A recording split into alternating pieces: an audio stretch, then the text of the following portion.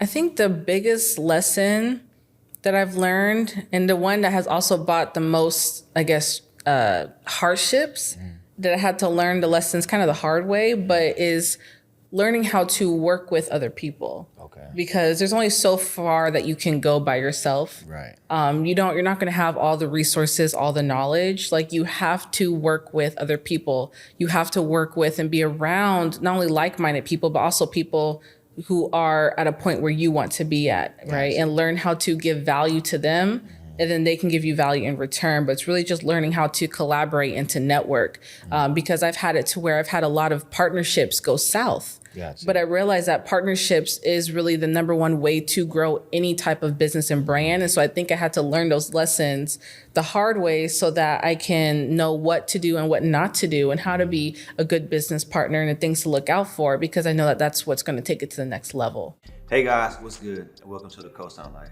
If you're watching this video, that means you co-sign us and we co-sign you. So here are a couple of ways to support us at Cosign Magazine. Number one, view the description below, click the link, and purchase an issue of Cosign Magazine. Just like this one right here, physical. You can purchase this. Number two, you can also support us by purchasing Cosign merch. Hit the link below and it'll take you to all our past merch items, and we'd love to have your support and see you wear Cosign Magazine.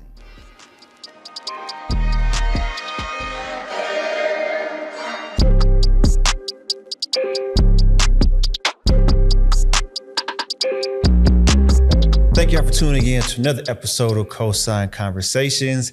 Today we're joined by Nicole. She's basically a content creator and educator. She helps people make money on social media. You want to learn how to monetize your social media account, or you want to help growing your business or learn intricacies of how to grow your financial advisory and financial planning, then this is the episode you want to watch. How are you doing today, Nicole? I'm doing great. Thank you so much for having me. Thank you. Been watching you for quite some time now. Really? Love your content. What I would say is what I love about your content is it provides value, education, but also you do it in a creative ways where it's fun, right? It's not so serious all the time. Like A lot of times you consume content that's really strict, like this is what you need to do X, Y, and Z, but you do it in a fun and thought-provoking way. What made you want to create your content that way?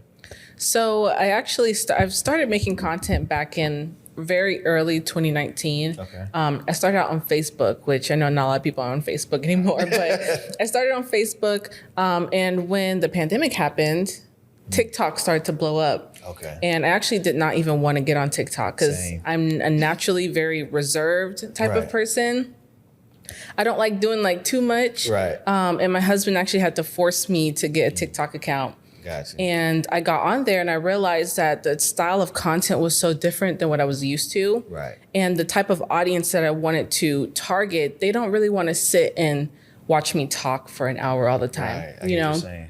And so I was like, how can I get them this information in a way that they'll be able to receive it? Right. And so I was like, you know what, I'm just gonna throw this out there. So I started making, like, doing the little TikTok trends, but putting educational content on top of it. And back in 2020, that wasn't really the thing to do. People were laughing, they were calling me crazy. They're like, no one's gonna take you seriously. But and then it ended up really blowing up my brand and also helping a lot of people in the process. For sure. So let's take it a little back.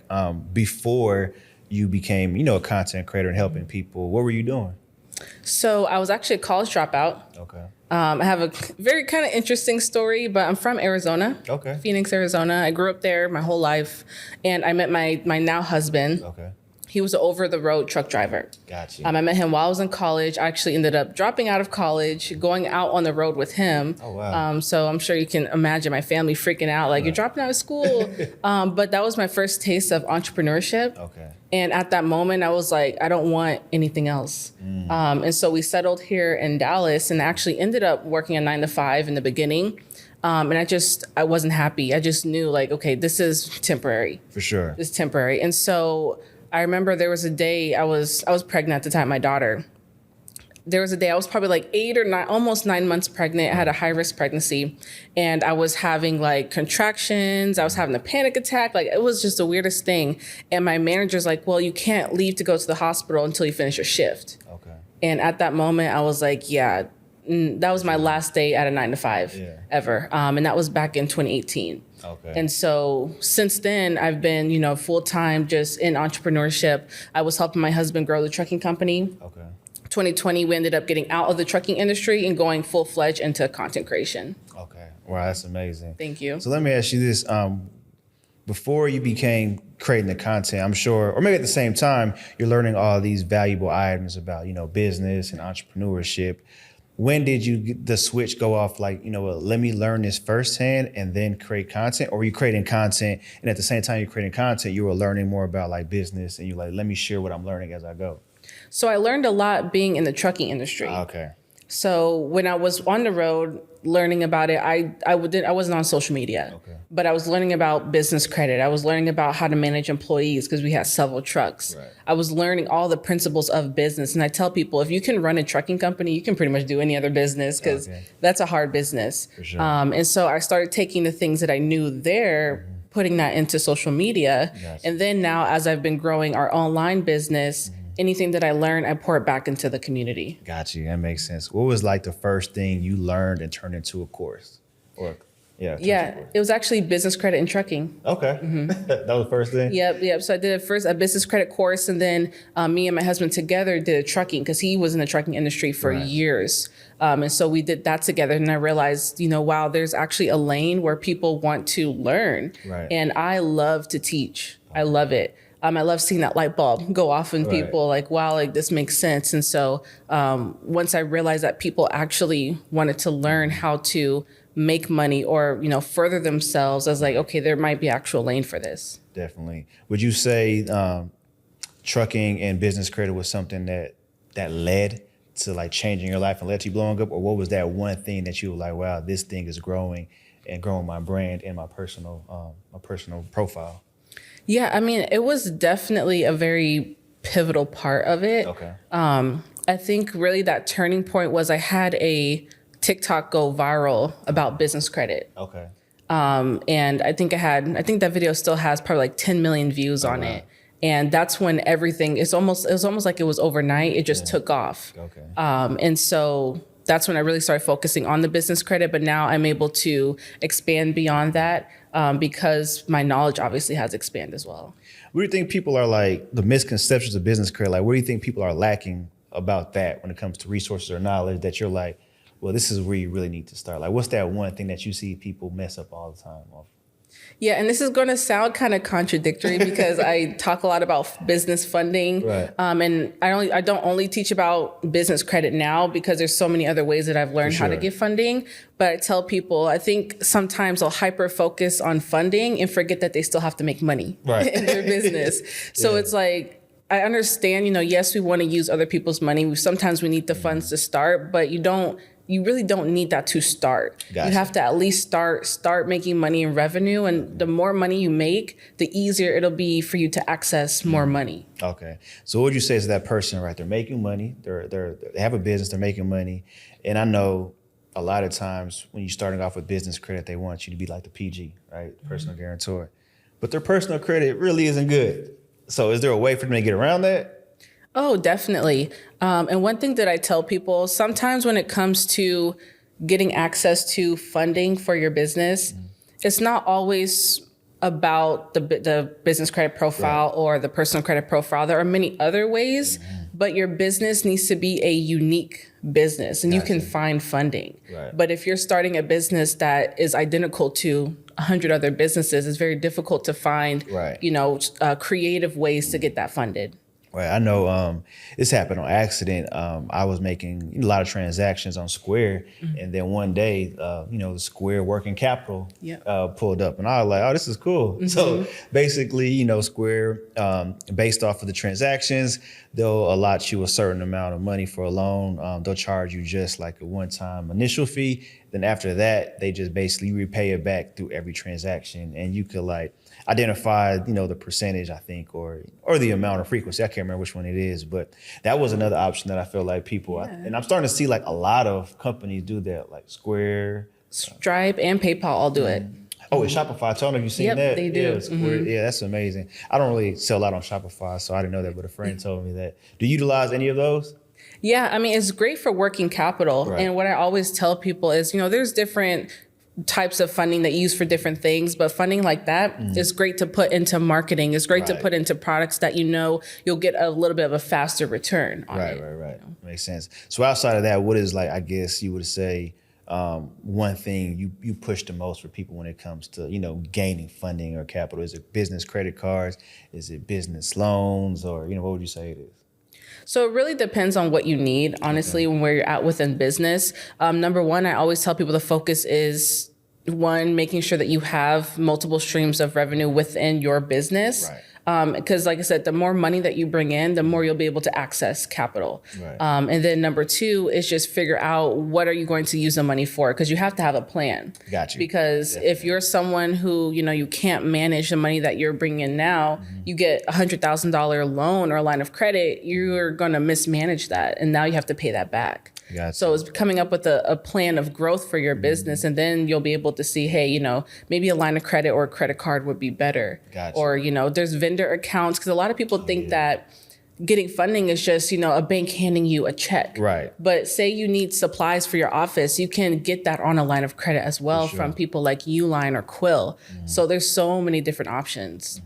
Where would you say like your mindset changed with money, or that you realized this is something that's important, I need to learn more about? Because, a lot of times you speak of, being a college dropout, going over the road with your, now husband, at some point there was probably like a trigger that went off that you were like, I want to learn more. I need to do more, not only for myself, but, for this family that I'm creating. What was that moment like for you? Honestly, so when you're working all the time, sometimes you get so stuck in the moment of working. Right. And so we were doing the social media, launching the courses and, making money. But then you realize like I'm still in the same predicament that I was a year ago, making way less money because I didn't know how to manage. And that's when I realized, okay, I need to start actually educating myself, because it's one thing to know how to make money. Right. Anyone can make money, but it's another thing to actually learn how to multiply that money and to save it and to invest it. And so really it's only been a couple years, but we've really started to dig deep into education that is not necessarily mainstream education, but just figuring out the best ways to be able to use that money to multiply it. Because at the end of the day, money is just a resource. For sure. I'm glad you said that. Like, it's easy to make money, but managing it, right? So for someone like yourself, right, when it comes to managing money, is there like a specific strategy that kind of stood out to you, or is there something like that you're working on as far as management? Because you talked about having 7 incomes in one industry. So it's like, where do you go from there? And I feel like that's a lot of things people are messing up in their community, because I have a lot of friends that have businesses or making money, but it's like, how are you managing it? What are you doing to make sure that you're preserving it and that it's continued to come out? What is like one thing you're working on the most when it comes to that? Yeah, so that's a really good question, because something that I know a lot of people do struggle with, and something that I definitely struggled with, especially being a younger person, being like, 22, 23 years old, and you're seeing a certain amount of money in your account and you like, okay, I just need to go spend it, It's like burning a hole in your pocket. For sure. And one thing that I realized is that when you have your business, even as whether you're a content creator, entrepreneur, business owner, having a separate business account for your business, you have your personal account, your business needs to pay you to, whatever amount of money you need to live off of, use that, the rest of the money after that needs to be able to take care and be invested back into the business. So early on, I was making a mistake of taking too much, because and then I was like, well, I need to invest in my business and there's nothing left. Gotcha. And so you just get caught up, especially getting caught up in the lifestyle and the social media, and like, I got to buy all these things, but no, you have to invest most of that back into your business. So learning how to just figure out, what can I live off of? And then how can I use this to further my business? Gotcha. Now that makes sense. 'Cause I know we always talk about, paying ourselves and whatnot, but it's like you have to really allocate and understand what it takes to operate your business and all that. Because if you're just paying yourself and not putting it back to the business, you're gonna get to a point to where your business can't sustain. Right. All right. And I feel like that's where we need to like strategize, more on and so forth. Another cool thing I seen you were early adopter on was, like the Turo platform. I thought that was pretty cool. A lot of people weren't talking about it. And then I know you also teach, people how to make money from Turo, or also how to get a car in your business name. I'm pretty sure that's probably one of like the popular ones too, right? Yeah, so I actually don't teach Turo. Okay. I teach how to get your vehicle in your business name because from the trucking industry. Okay. So we learned about getting our trucks, and then we had the work trucks and then some vehicles under the trucking company. And so I started teaching that. And so obviously with Turo being so popular now, people are using their business credit and their LLCs to get the vehicles to put it on Turo. Gotcha. Okay. But that's a huge play that a lot of people miss out on, but it's also one that a lot of people misuse. Gotcha. Because there is so much misinformation on this topic. It almost just like, it burns me up inside because I just know like the IRS does not play. Yeah. But there's a lot of misinformation about that. But when used properly, it can be extremely beneficial. Okay. You're talking about getting a car in your business name? Right. Mhm. Okay. That makes sense. I feel like that's one thing a lot of people are trying to, take advantage of. But I would say there's not even just trying to buy a car in your business name. Let's talk about like even just trying to buy assets in your business name, right? Is that like a lengthy process? Is that something you feel like is easily manageable, or it's a lot more than people think to it? It's actually probably a lot more simple than what people think. But I think sometimes because it's a simple process, it gets misused Gotcha. a lot. And so you just want to make sure that like whether it's any type of asset that you're using under your business, there are certain guidelines that you have to follow, right? When it comes to the IRS and taxes and things like that and the use of it. And so you just want to be careful with that. And always, as I always say, consult with a CPA or a tax accountant or someone who can just guide you in the right direction, because everyone's financial situation is going to be different. Right. But having assets within your business name is amazing because it gives you control without you necessarily having to own it yourself because your business owns it. Gotcha. Nah, that makes sense. So we're doing like this financial literacy program with Frost Bank, right? And they're talking about not only just like lending, but they're also trying to figure out like legacy planning, right? So when you start a business, legacy planning goes into, okay, when you're going into it, are you going into it to be a business that you own and operate for life? Or are you going to a business that you plan on exiting in, a few years, whether it's 2, 3, 5, or 10? When you started your online business, was it like a legacy long-term play, or is it something that you feel like one day you just want to package and get ready to sell? So I've always had the mindset of packaging and getting ready to sell. Because I feel like, especially within our community, we think a lot about, passing things on to the next generation, but sometimes we don't realize that the business that we're building, it's so heavily dependent on us that you can't pass that down. You're just passing down another job where they have to fill in your spot. And so our mindset has always been to build a brand that can be sold. And which is why we've expanded and we're doing a lot of other things outside of just like my personal, Sierra Nicole brand. But we're doing some other things in order to have something to wear. Because eventually, like, I don't want to work forever, I don't want to work forever. And so that's definitely my goal, is to be able to package that and sell it to, a hedge fund or investor or someone who wants to take it on. Is that something you can expand on, or are you still in the progress of like things you're working on outside of your personal Sierra Nicole brand? Yeah, so right now we're actually launching a venture capital firm to invest money into creators and entrepreneurs that their businesses are based on the digital social media space. And so that's what we're working on right now, so that, because obviously I know the importance of funding. I talk about funding all the time, but I realized that I feel like this space is still so new with social media and being a digital creator and being a digital entrepreneur. And there's not a lot of resources and funding for, people like us. That makes sense. So with everything you're doing, would you say it takes up majority of your time creating this content to package for people to consume? So let's say right now you spend, how many hours a week do you think you spend on, creating content? So now it's significantly less than it was. Yeah. So, but in the beginning, I was in front of the camera every single day, every day, no days off. But you have to build that consistency in that, you have to build trust within a community. So if you're someone who's like shows up every couple months, you're not very trustworthy. I'm not very interested. Right. But if you're showing up every single day, then you build that community and that tribe. And then also I have so much content that I can repurpose content from a year ago and Gotcha. post it now. And so now I spend, a couple hours per week making new content, and the rest is typically, something that has been repurposed. But Gotcha. it's like a compounding effect, I always tell people. So in the beginning, you really do have to put in that groundwork, sure. but it will get easier as you go. For sure. And do you think content creators, even whether they're trying to go in, doesn't matter the industry, but content creation doesn't have to be, as far as like education or finances, could be anything. Like, do you feel like they should be investing heavily on social media, or do you think they should have their own platform as well? So that's a good question. And it really just depends on what your overall goals are.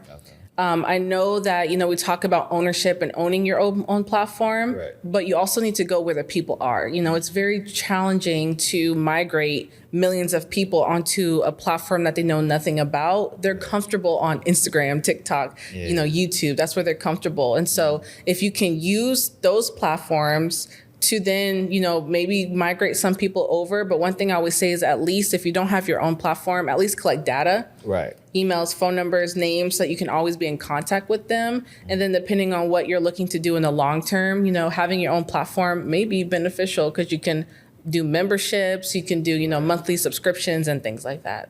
Got you. And at this point, I know you do lives. Do you feel, I'm gonna tell you this, like, I'm like a laid back person, right? So I know you talked about being reserved. So sometimes it's hard for me just like to get in front of a camera and just talk. That's something you had to build up to, or like once you had the community, it was like they need it, I'll just deal with my personal ways about it later. Like, how did you feel about like going live and, having that type of interaction? Yeah, it was challenging at first, definitely. Like my first live videos, you can see the sweat like beating down my face. It was so bad. It was so bad. But I knew that I had to do it in order to get out of my comfort zone. And this is gonna sound like really weird, but it's almost like a character, but it's still you, if that makes sense. So it's like you're an actor, but it's not fake. I don't know how to explain that correctly, but it's like you have to it's like a different part you have to turn on. Exactly. It's like a switch, right. And so because your energy, it comes through the camera, right? And so you have to be a little bit more over the top than you would be normally, but it's like that switch. It's like you're an actor, like you have to bring the energy so that they can receive it. That makes sense. And I would when I talk to content creators, I would like to talk about like that one piece of content where like they really, like you said, you had like a viral one on TikTok. Outside of that one, or it could be that one, but I know you said things changed after that one, but like, what was like that one piece of content to where you realized, okay, I'm in the right direction, let me just like double down on this? Was it that TikTok one? It was. Yep. It was that one that went viral. And it's so funny because it was like me doing like a TikTok dance on my balcony, and I put like business credit information on top of it. But that's when but before that, I was doing content for like a year and a half before something finally hit, So it wasn't overnight, even though it felt like that. I just remember waking up, I'm like, 1 million views, what? Like in a day, but it took a lot of time to build that up. But then I realized, okay, this is what people want to hear. This is what they want to see. So then that's when I really started going heavy with the business credit information. And then, when I had other videos go viral, talking about like social media and just the business aspect of it. And then I realized, okay, maybe this is what they want to hear now. And so I would kind of shift depending on what my audience wanted to hear. Got you. And how do you feel so like when you're educating, how do you feel about like the content being so different? Because like right now we learn a lot about financial education through content, YouTube, social media, content creators, influencers, etc.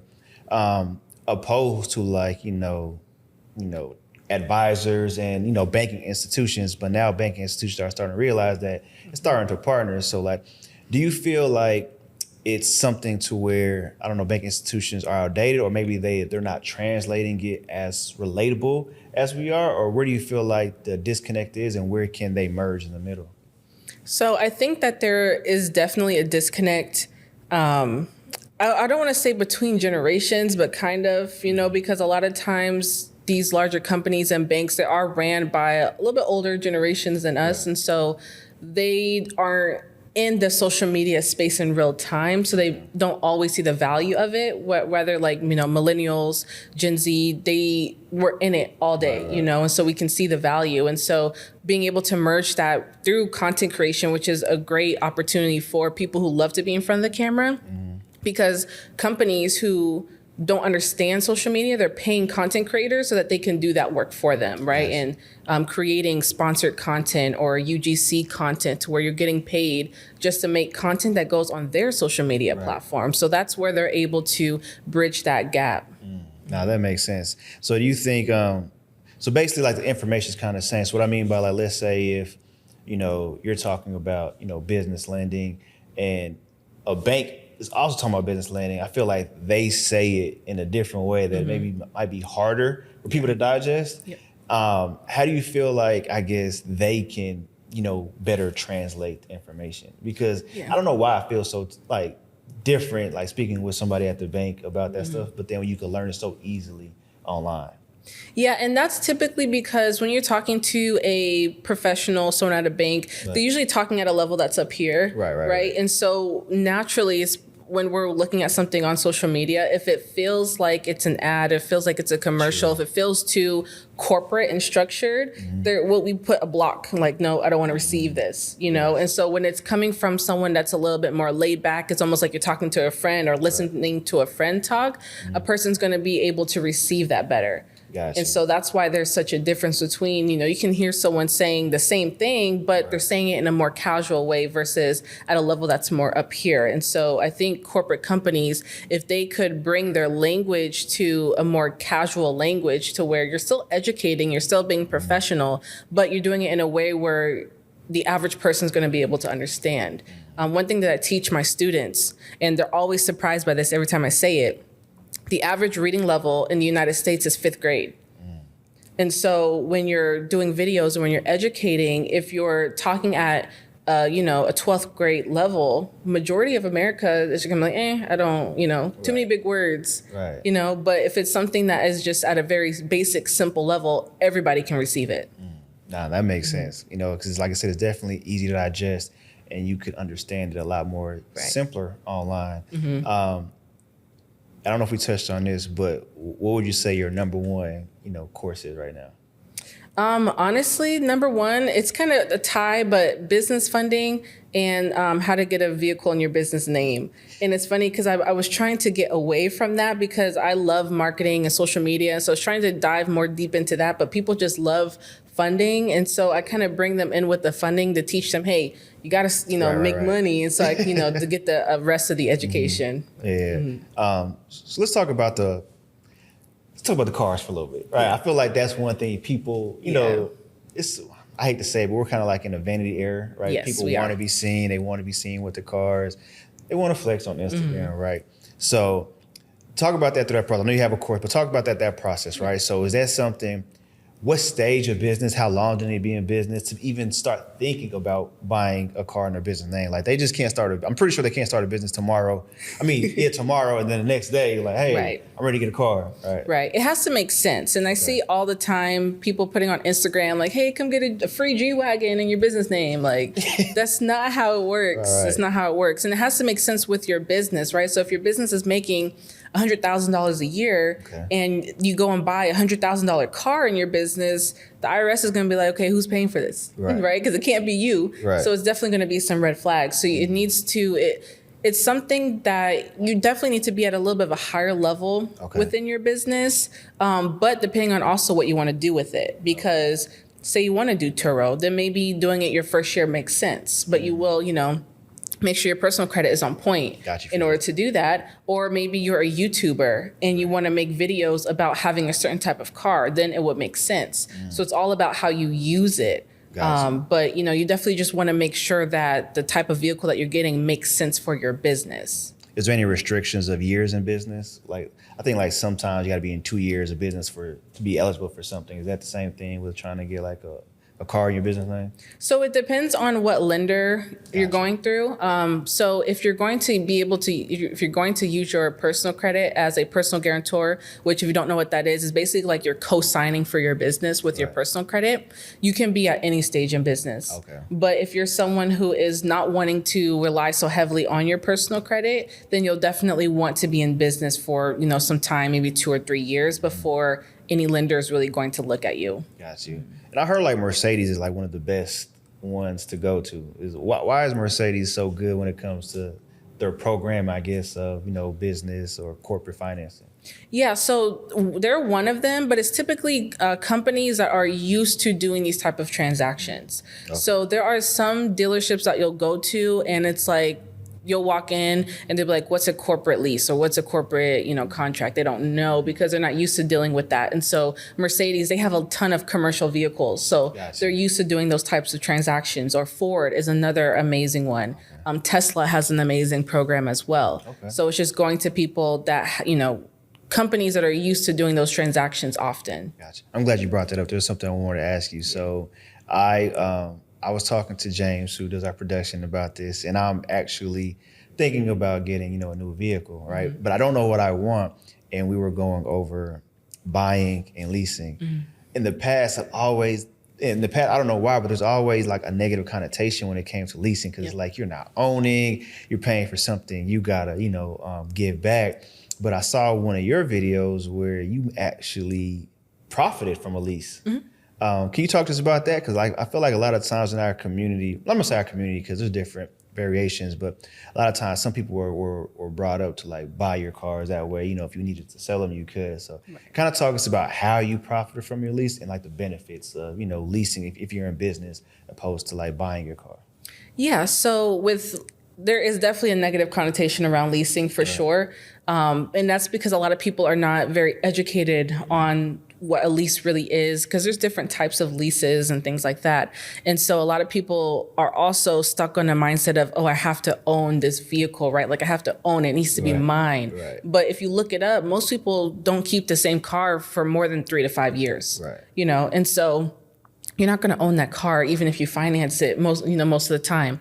But leasing has a lot of great benefits because when it is in your business name, that lease payment can now be written off on your taxes because it's almost like you're renting it versus it being a loan. Like you can't write off loan payments under your business. You can only write off the interest and then the depreciation, which we won't get into all that. But that's why leasing can be so beneficial in your business name. Now, financing can be beneficial as well because of the fact that you can, write off the depreciation of the vehicle. But it depends also on what you want to do with the vehicle. Okay. So I've leased and I've financed under my business name. Okay. So a car like the Mercedes that we had, we leased it because I knew I don't want to keep this car long term. For sure. We were able to get the tax benefits of writing that off. And then when there was like the shortage with the car industry, which I don't think is the same right now. So this same strategy may not work the way that it did. But luckily we did it when we did. Okay. And so at the time we had 4 vehicles for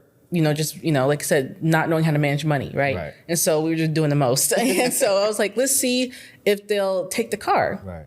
So we took it to Mercedes and they were so desperate for used vehicles that they were willing to write us a check. But one thing that you want to do, if you are looking to return a car, like a leased vehicle, don't tell them that you're trying to give it back to them yet. Just ask to see what the value is of the car. Okay. And so we realized, the value is more than what we would have to pay in order to turn it in. And so if there's a difference between how much they're willing to pay and how much all the fees and everything that you owe, you'll be able to get that difference. Okay. Mm-hmm. So that's how we were able to get a profit on turning in our Mercedes. And we turned it in almost a year early. Gotcha. Mm-hmm. Got you. I know one thing about leases, why people all say negative is like the mileage, right? Yeah. Like having if you go over a certain amount, you had to pay for that. So that could be like an additional cost.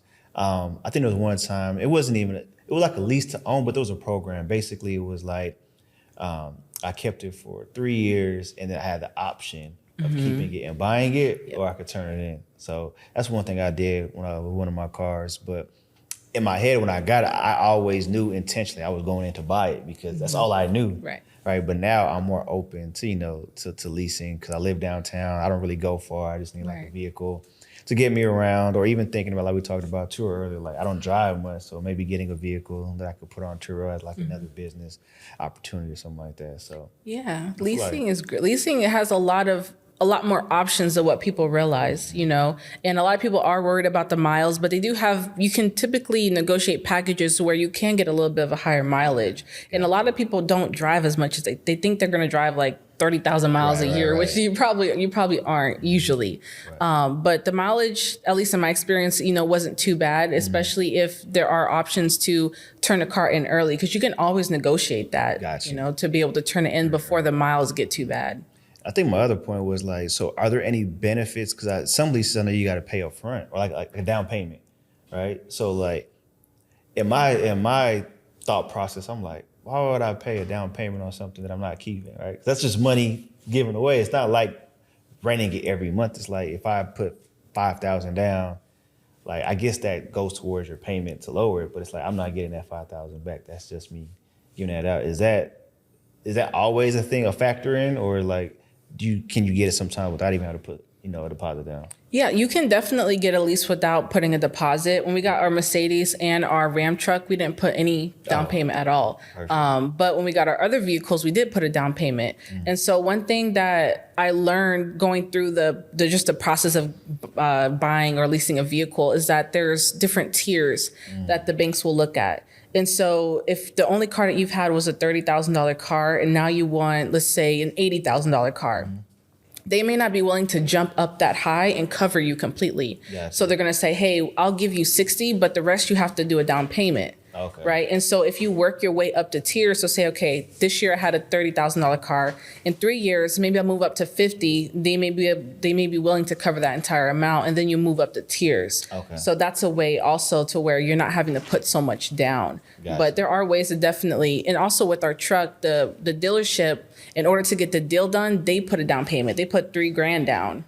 Oh, wow. Out of their portion. So there's different things that you can negotiate. It's just going into the dealership educated. Gotcha. Because, you know, the salesmen in there, they're just trying to get a deal done, you know? And so when you go in there, they oftentimes will take advantage of you if they know you don't know what you're talking about. Yeah, I hear that a lot. I even have a friend that's a car salesman, and even though it's my friend, I'm still hesitant. I'm like, man, there's something you're not telling me. So I'm like, man, before I come get a car from you, bro, I'm gonna do thoroughly my own research. And that way, you know, at least I'm walking in there, you know, fully knowing of what can happen, what can transpire, or, you know, what I need to be looking at. So that's a great point. Always do your research, because, you know, a lot of times it is a business. So they're looking in it to make as much money as possible per transaction. Even if there's a deal, there's still a way for them, you know, to make money. Before we get out, I will say a couple more things. What is like the most valuable lesson you've learned throughout this whole process of your whole journey of, you know, becoming an entrepreneur, teaching, learning more about business, finances, you know, getting ready to launch your own venture capital company? Like what's been your, you know, overall? I think the biggest lesson that I've learned, and the one that has also brought the most, I guess, hardships that I had to learn the lessons kind of the hard way, but is learning how to work with other people. Okay. Because there's only so far that you can go by yourself. Right. You're not going to have all the resources, all the knowledge. Like you have to work with other people. You have to work with and be around not only like-minded people, but also people who are at a point where you want to be at, right? And learn how to give value to them, and then they can give you value in return. But it's really just learning how to collaborate and to network, because I've had it to where I've had a lot of partnerships go south. Gotcha. But I realized that partnerships is really the number one way to grow any type of business and brand. And so I think I had to learn those lessons the hard way so that I can know what to do and what not to do and how to be a good business partner and the things to look out for, because I know that that's what's going to take it to the next level. Facts. I was telling somebody earlier today, like any business I do moving forward will only be partnerships. Like I'm no longer doing any, you know what I'm saying, individual companies on my own, because that way I can share responsibilities, knowledge, and resources. Exactly. Right? And we're going in this together. And it's not just something, you know, I would have to fully be a part of. So definitely there's power in collaboration, power of partnerships.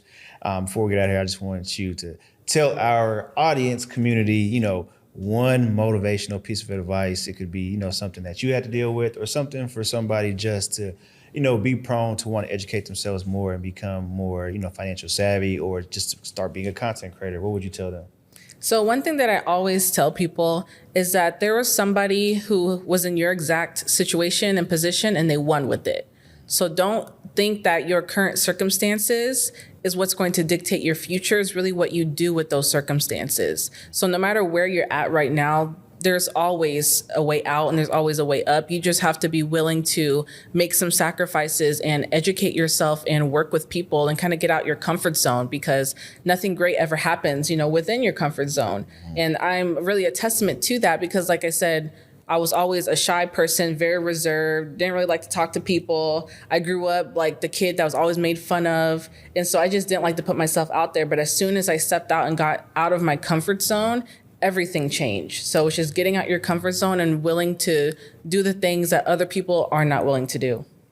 You heard it here. She got out of her comfort zone and it changed her life. So if there's anything we can give y'all, please just get out your comfort zone, expand your knowledge, expand your resources, your relationships, your networking, and just, get out there and do it. Thank you for being on our platform. Thank you for having me. Sure. And this is the Cosign Conversations podcast. Please enjoy your day and continue the Cosign life. And we're out. Hey guys, what's good? Thanks for supporting Cosign Magazine by watching this video. If you really enjoyed this content, please subscribe, like, comment, and share.